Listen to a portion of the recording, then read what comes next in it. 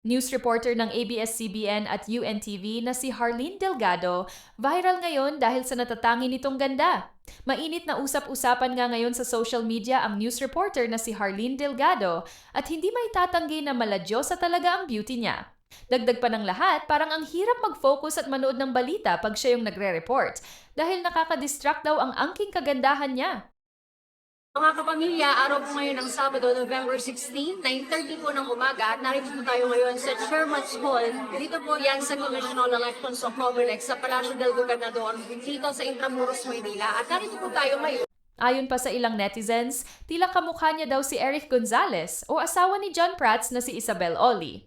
At kung pagkukumparahin nga ang mga litrato nilang tatlo, masasabi mong may resemblance nga talaga. Ayon naman sa ilan, nakakatuwa daw na yung tagapaghatid ng balita o breaking news naging balita din herself.